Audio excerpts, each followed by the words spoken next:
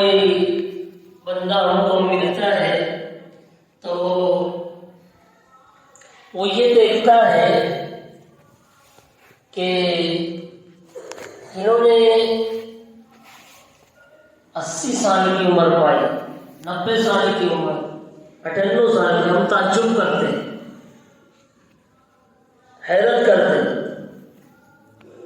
جو ہم زندگی جی رہے ہیں یہ جان لیجئے کل قیامت کے دن اللہ رب العزت ہر چیز کے بارے میں ہم کو پوچھیں گے۔ زندگی کہاں گزاری، پیسہ کہاں سے کمایا اور کہاں لگایا، مختصر زندگی، ہم ہر چیز کل پہ ڈالتے ہیں کہ انشاءاللہ کل سے نماز چالو کر دوں گا میں، کل سے انشاءاللہ نیک بن جاؤں گا میں، روز کل کل کل، دیر از نو ٹمورو، کل کبھی ہے ہی نہیں، جو ہے وہ آج، کل کرسا سو آج کر، آج کرتا سو اب کر، اور کھڑا کیا شروع ہو جائے۔ ہر چیز ہم کل پہ ڈالتے ہیں، کل سے انشاءاللہ جمعہ ہے، نہا دھو کے چالو کروں گا۔ اگر نہا دھو بھی لیا تو جمعہ پڑا، اصل میں شیطان پھر ٹانگ کھینچتا ہے۔ جمعہ پڑھ لیا نا، ایک ہی دن میں کیا ولی بن جائے گا؟ بس ہم اس کے ہتھ کنڈے چڑھ جاتے ہیں۔ نہیں، یہ جو ایک مرتبہ ملک الموت سے کسی نے پوچھا، حکایت ہے یہ، کیا ہے حکایت، یعنی سمجھانے کے حساب سے، کہ بھائی تم لوگ، یعنی اس شخص نے ملک الموت سے پوچھا کہ تم لوگ کوئی انفارمیشن دیتے نہیں، کوئی نوٹس دیتے نہیں، ڈائریکٹ آتے اٹھاتے اور لے کے نکل لیتے۔ تو ملک الموت نے کہا نوٹس تو دیتے ہم۔ بولا کیسے؟ ارے بھائی، آپ کے جسم میں جو داڑھی ہے، سر کے بال کا سفید ہو جانا، یہ نوٹس ہے۔ آپ کی اولاد کا ہو جانا، یہ بھی نوٹس ہے۔ اور آپ کے نوازوں اور پوتوں کا آ جانا، یہ بھی نوٹس ہے۔ آپ بیمار پڑتے ہو، یہ بھی نوٹس ہے۔ اب یہ ساری نوٹس ملنے کے بعد بھی آپ جاگتے نہیں، تو ہم کیا کریں گے؟ اذا جاء اجلها لا يستأخرون ساعة ولا يستقدمون۔ جب موت کا وقت آتا ہے تو انسان ایک قدم بھی آگے پیچھے نہیں ہو سکتا، ایک قدم بھی۔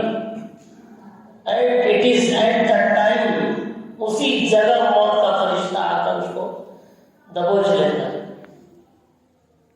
اچھا، بعض لوگوں کی موت بڑی پیاری ہوتی ہے، کبھی کبھی نماز میں سجدے میں انتقال ہو گیا، کبھی اللہ کے راستے میں جماعت میں چل رہا تھا، انتقال ہو گیا، کبھی رمضان المبارک کے روزے کی حالت میں اس کا انتقال ہو گیا، مکہ المکرمہ مدینہ منورہ کے اندر اس کا انتقال ہو گیا، حج میں عمرے میں اس کا انتقال ہو گیا، کسی نیک اعمال یا قرآن پاک کی تلاوت کرتے کرتے انتقال ہو گیا۔ کتنی پیاری موت ہے۔ جو انسان زندگی میں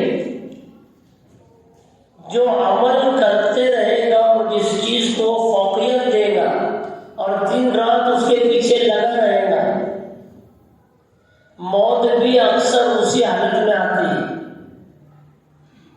اب وہ کسی نے بتایا، ایک بیوپاری تھا مسلمان، سدا پیسے کی بات کرتا تھا اور نوٹیں گنتے رہتا تھا، 1 2 3 4 5 6 7، 1 2 3 4 5 6 7۔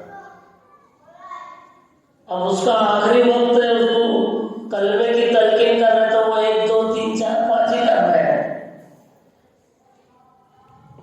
اور ایسے بھی جس کی موت کا آخری وقت ہوتا ہے سکرات کا، اس کو یہ نہیں بولنے گا بابا کلمہ پڑھو، چچا کلمہ پڑھ لو، ابا کلمہ پڑھو، نہیں، اس کو بولنے کا نہیں کہ کلمہ پڑھو، اس کے سامنے اپن خود پڑھنے کا۔ تو اللہ پاک توفیق دیتے تھے پڑھنے کی۔ کیوں؟ کیونکہ سکرات کا جو وقت اور عالم ہوتا ہے نا، بڑا سخت ہوتا ہے، اتنا آسان تھوڑی ہے کہ یوں ہم کو کیا لگتا ہے ملک الموت آتا اور وہ لٹے دباتا، کیا وہ نہیں، وہ جسم کے ایک ایک حصے سے روح کھینچتا ہے، روح، ابھی ناخن میں بھی روح ہے، کبھی کبھی ہم نے دیکھے نا جانور ذبح ہو گئے ہے کہ نہیں، 4 ٹکڑے کر دیا قریشی نے، پھر بھی 5 جگہ پہ گوشت ہلتے رہتا ہے، ایک ایک جسم کے حصے میں روح ہے ہمارے۔ اب اس روح کو ہم کو چاہیے کہ اس کی بھی غذا ہے، روح کی بھی کیا ہے؟ غذا ہے۔ بھوک لگتی ہے ہم کو، صبح میں ناشتہ کیا، چائے، پراٹھا، بٹر، کھاری، کوئی بھجیا، جلیبی، قیمہ، کم میں تو مانتے نہیں ہم، صبح اٹھتے ساتھ تھوڑا بہت پیٹ خالی ہوا تو اس کو کھٹ سے بھر دیتے، دن بھر چائے ہوٹلوں پہ چھڑکتے رہتے، 12-1 بجے تو پھر پیٹ بھرتا، دال بھیا کچھ، پھر پہنچ جاتا کھانے کے لیے، شام ہوئی نہیں تو پھر منہ تو بڑا چٹکارا اس کا، پھر ہونا کچھ اس کو تھوڑا، رات ہوئی نہیں تو پھر کھانا کھا لیا، اب سونے کو جا رہا ہو، آرام کے لیے جا رہا تو بولے تھوڑا پارسل لے کے چل جاتا،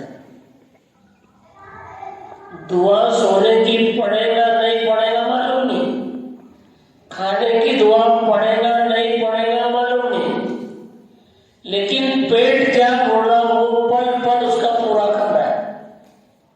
مالیگاؤں والوں کے پیٹ آدھے گھنٹے میں بولتے ہیں بھیا دل میں کچھ، انہیں تو کیا بولتے ہیں، دال بھائی کیا بھوکا مارے گا،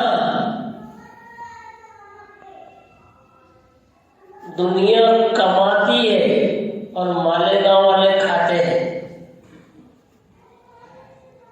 اتنی مصروف زندگی لوگ گزار کر کھانا 2 وقتوں کا ان کے پاس ٹائم نہیں ہے کھانے کا، یعنی دنیا کما رہی ہے اور مالیگاؤں والے صرف وہ کھا رہے ہیں۔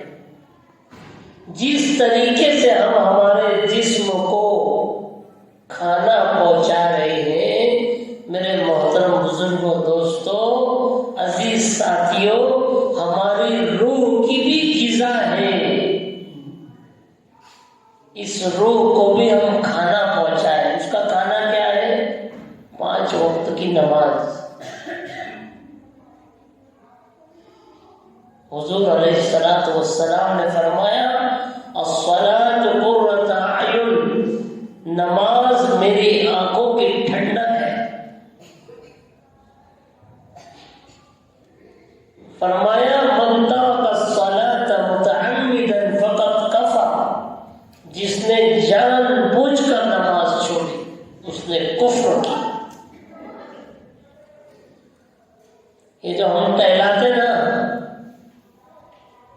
1 5 1 10 والی پڑھ لیں گے، 1.25 والی، 1 20 والی، 1.5 والی، 1.25 والی، 2 والی، اور نماز پڑھتے، یہ ایک قسم کا انکار ہی ہوا، کیونکہ مؤذن صدا دیتا ہے اللہ اکبر اللہ اکبر، اللہ سب سے بڑے ہے۔ ہم جو کاروبار میں بیٹھے ہیں، اگر وہ کاروبار آپ کے لیے بڑا ہے تو وہ کاروبار آپ کو جانے نہیں دے گا، کیونکہ آپ کی سوچ اور دماغ کے اوپر حاوی ہے کاروبار۔ اگر ہماری سوچ میں اللہ بڑے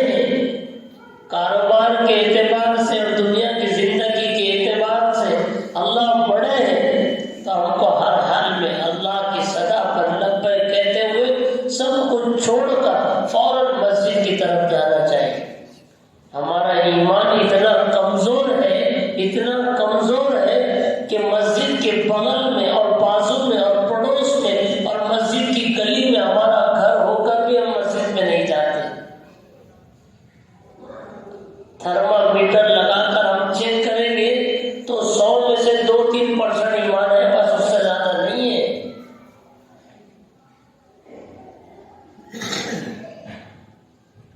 یہ روح کی غذا نماز ہے، روح کی غذا قرآن پاک کی تلاوت ہے. قرآن تو بڑی مشکل سے کبھی ہم کو توفیق ہوتی ہے رمضان میں اٹھانے کی. بس ماشاءاللہ بہت سارے لوگ صبح میں یاسین شریف کی تلاوت کرتے ہیں. بعض لوگ 1 پارہ آدھا پارہ روزانہ پڑھتے ہیں. مغرب کے بعد میں سورہ واقعہ کی تلاوت کرتے ہیں. عشاء بعد سورہ ملک کی تلاوت کرتے ہیں. میرے دوستو، یہ قرآن ہدایت کے لیے ہے. جزدان میں سجا کر کپاٹ کے اوپر اور سب سے اوپر رکھنے کے لیے نہیں ہے. ہم بولتے گھر والوں کو یہ قرآن شریف کی بیعت بھی ہو رہی ہے، اس کو ایک دم اوپر رکھ بولتے. کیا بولتے؟ تاکہ کسی کا ہاتھ نہ جائے، نہ تیرا نہ میرا. اور جب ہاتھ جانا چاہیے تو ٹیبل لاؤ، سیڑھی لاؤ، اس کے بعد اس پہ چڑھو اور پھر آئے. آدمی یہی بول بول کے ٹالتا ہے کہ میرا قرآن بہت اوپر ہے.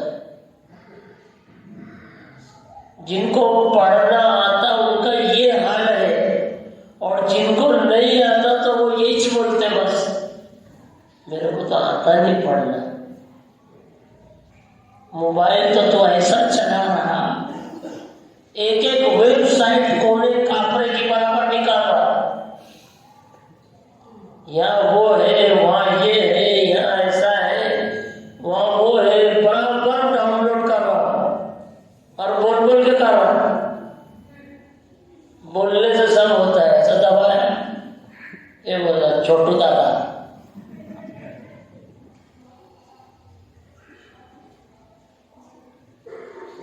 اسی قرآن کے اندر اللہ رب العزت نے زندگی گزارنے کی ایک طریقہ بتایا ہے.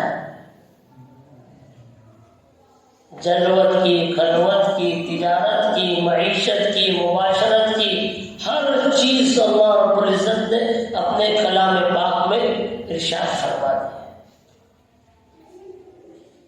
کوئی مرتا تو وہ اعلان کر دیتے قرآن کھانی ہوگی اثر بعد فلاں مسجد کے اندر. اب جس کا مرا وہی قرآن ہاتھ میں نہیں ہے، باقی پوری مسجد قرآن پڑھے.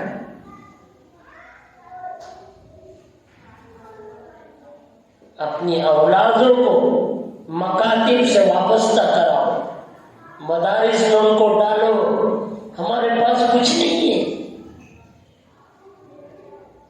وہ بولتے نا نیک صالح اولاد صدقہ جاریہ ہے. اپنی اولادوں کو نیک بناؤ، ان کو دینی تعلیم سے آراستہ اور مزین کرو.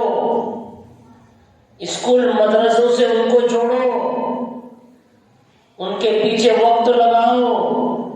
خالی اولاد پیدا کر کے اپنی بیوی کے حوالے مت کر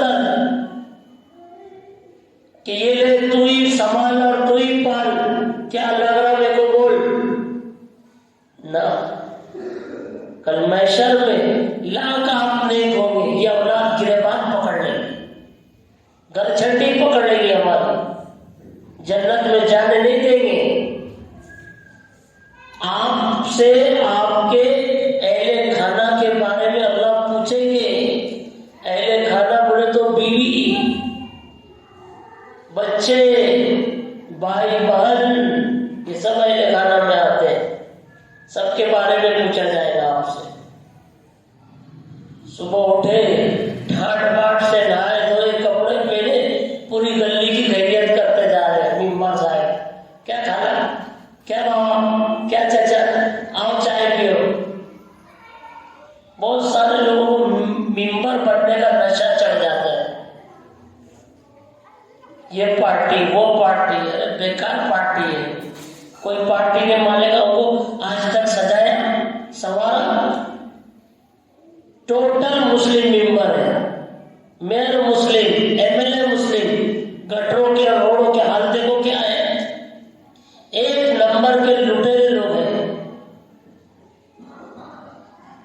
کوئی ایک روڈ بتاؤ ایسا چلنا دوبر ہو گیا. بوڑھے بچے، ماں بہنیں، اسکول کے طلبا، مدرسے کے بچے، چلنا مشکل ہے. اور ہم اسی کے چکر میں پھرے ہوتے ہیں. ارے میرے بھائی یہ سب میں مت پڑ، تو ہے نا اپنے گھر کا ممبر ہے. جتنی تیری ووٹنگ ہے نا گھر کی اتوں کو ہی سمجھ لے گا کے بس. اپنی فکر کرو، حلال کمائی کے چکر میں رہو. حرام کے لقموں کو اپنی اولادوں کے اور اپنے بھائی، ماں اور اپنے باپ کے پیٹوں میں مت ڈالو. اولاد کو جیسا آپ کھلاؤ گے ویسا ہی نکل کر آئے گا. اپنے گھر والوں کے ساتھ اولاد کی تعلیم اور تربیت کا پلان بناؤ. ہم ہمارے بچے کو اچھا حافظ بنائیں گے، اچھا عالم بنائیں گے. بیوی کے ساتھ میں مل کر اچھی زندگی گزارو. ایسی زندگی مت گزارو کہ آپ کا کان بھر رہی ہو آپ کی بیوی. دیکھو جی تمہاری اماں نے ایسا کرے، تمہارے ابا نے ایسا کرے، بس وہ عورت کی سن رہا اور ماں باپ کو دن بدن ان سے دور ہوتا جا رہا ہے. نا، ماں باپ کا مقام مرتبہ اپنی جگہ ہے، وہ جنت ہے، ان کو ناراض مت کرو. بیوی کا اپنا مقام ہے. ارے بھائی یہ کائنات ہماری ہے، ہمارا گھر ہے، ٹھیک ہے ہماری بیوی اپنے گھر کی ملکہ ہے، ہم اس کے بادشاہ ہیں، لیکن بادشاہ کا کام ہے انصاف کرنا، عدل سے کام لینا. رات میں آپ کی بیوی آپ کا کان بھر دیتی ہے، صبح میں آپ ماں کے ساتھ میں ٹیڑھے ہو جاتے، کبھی باپ کے ساتھ میں ٹیڑھے ہو جاتے، بھائی بہن کے ساتھ ٹیڑھے ہو جاتے. ارے ہم کہاں زندگی گزار رہے ہیں؟ دیکھو اللہ نے بہت مختصر زندگی دی ہے، کتنی تو گزر گئی ہے. ہم کس انتظار میں ہیں؟ اپنی غریبی مفلسی پر رو مت، یہ تو ہماری تقدیر ہے. والقدر خیرہ وشرہ من اللہ تعالی والبعث بعد الموت. اچھی بری تقدیر تو اللہ کے طرف سے ہے، تقدیر کے مالک تو اللہ ہے. اللہ رب العزت نے امیری لکھی ہے تو ہم امیر ہوں گے، غریبی لکھی ہے تو ہم غریب رہیں گے. اللہ کے پاس حساب بھی تو دینا ہے نا، کہاں سے کمایا اور کہاں لگایا. غریب کا حساب کیا رہے گا؟ 11-20 کا جھوپڑا تھا اللہ پاک میرا، اور یہ ٹوٹے ٹاٹے برتن، اور وہ پلنگ ہے میرا، ایک پہیے ٹوٹے ہوا اس کی جگہ اٹکن لگے ہوئی ہے، اور یہ گودڑا ہے، اور یہ پھٹے گادی ہے، اور یہ رضائی ہے. بچوں کو اڑاؤ تو ہم کھل جاتے، ہم نے اڑا تو بچے کھل جاتے ہیں. کیا اپنے پاس ہے؟ پھر اللہ کا فیصلہ بھی آئے گا. چل تو نیک بھی ہے اور کم بجٹ میں بغیر نخرے والی زندگی گزارا، کیا جنت میں جائے.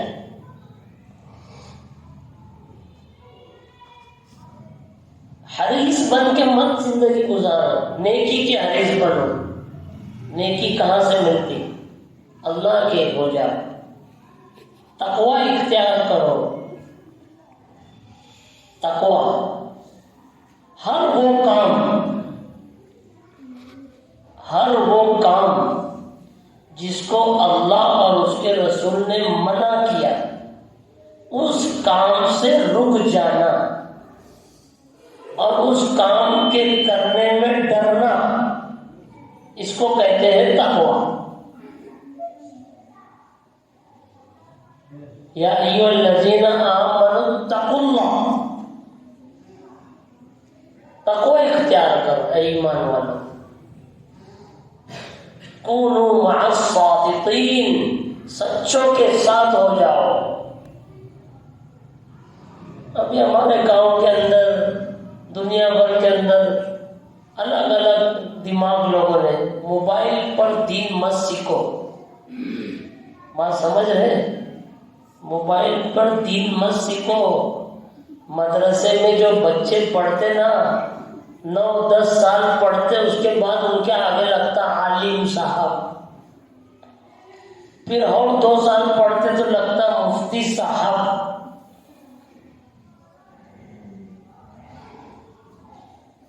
بچہ ناظرہ ختم کرتا 3 سال میں، پھر حافظ بنتا 2 سال 3 سال 4 سال میں، تو پھر بنتے وہ حافظ صاحب۔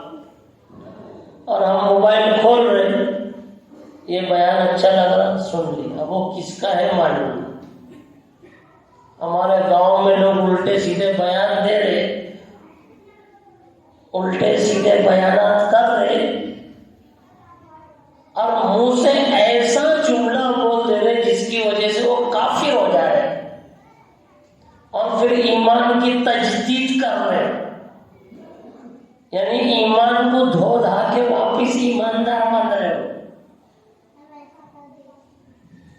ارے بھیا، جتنا علم ہے اتنی بات کرو، جتنا اللہ کا فرمان ہے، اس کے رسول صلی اللہ علیہ وسلم کے ارشادات ہے، حدیث مبارکہ ہے، آپ مطالعہ کر کے اتنی ہی بات کرو، امت کو گمراہ مت کرو۔ ہم بھی سن لیتے، اب وہ اتنا چلا رہے، چلا پکار کرسی ہلا، معلوم نہیں کیا توڑے گا کیا پھوڑے گا۔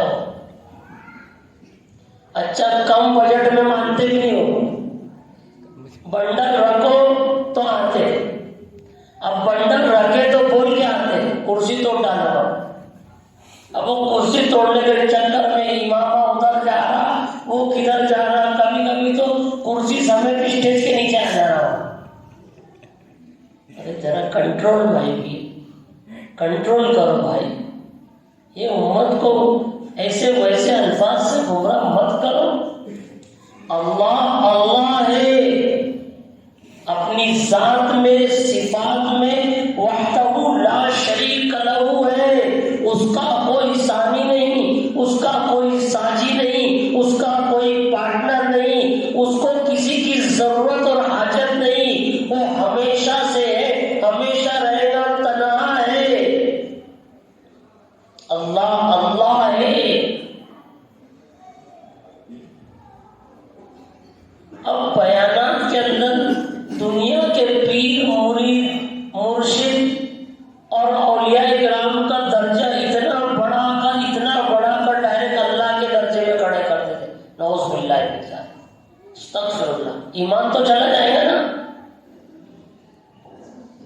وَلَا يَظْلِمُ رَبُّكَ أَحَدًا، تیرا پروردگار کسی پر ظلم نہیں کرتا، اور ان الشرک لظلم عظیم، بے شک شرک ظلم عظیم ہے۔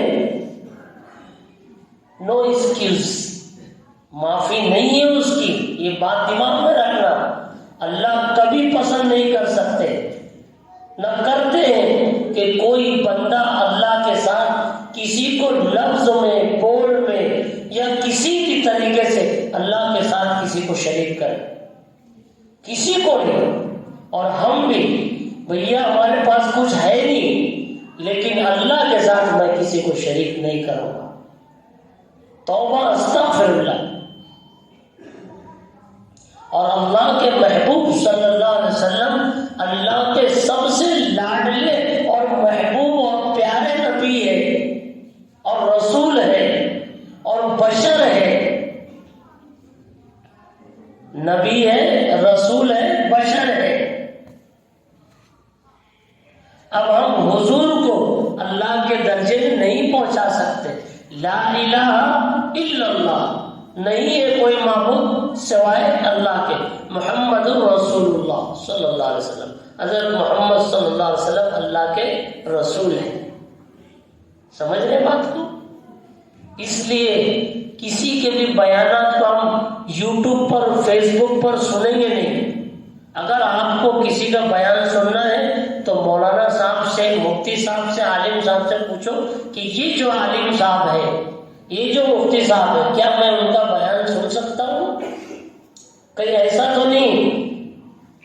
ارے ایک سے ایک لفاظ پڑے دنیا میں، علم کچھ نہیں ان کے پاس، ڈمرو کے ادھر ڈم ڈم ڈم ڈم بجتے ہو، لیکن بولنے کا فن ہے تو لپٹ لپٹ کر ترنم میں بولتے لوگ ہوتے ہیں. آپ بول رہے ہیں لگتا بہت بڑے عالم، 5 میٹر کا پھیٹا بندھے ہوئے. نہیں، آپ تحقیق کرو، پوچھو اہل علموں سے بھئی یہ مولانا کا سن سکتے کیا؟ کیونکہ ویب سائٹ جو ہے نا 5000 سے زائد تو ویب سائٹ یہودیوں کی ہے موبائل کے اوپر، اور ہم حضرت علی کا فرمان ہے شیئر کرو شیئر کرو شیئر کرو. ارے حضرت علی نے فرمایا کہ نہیں فرمایا یہ تو دیکھو. اور حضور کے ارشادات کو لوگ حضرت علی کا فرمان بنا کر شیئر کر رہے شیعہ لوگ. انشاءاللہ اللہ تعالی ہم سب کے ایمان کی حفاظت فرمائے، ہم سب کو اللہ تعالی عبادت گزار بندہ بنائے. اللہ تعالی ہر شرک سے، بدعات سے، خرافات سے ہماری اولادوں کی نسلوں کی حفاظت فرمائے اور دین سیکھ کر اس پر عمل کرنے کی توفیق عطا فرمائے. وآخر دعوانا ان الحمد للہ رب العالمین. سنت پڑھ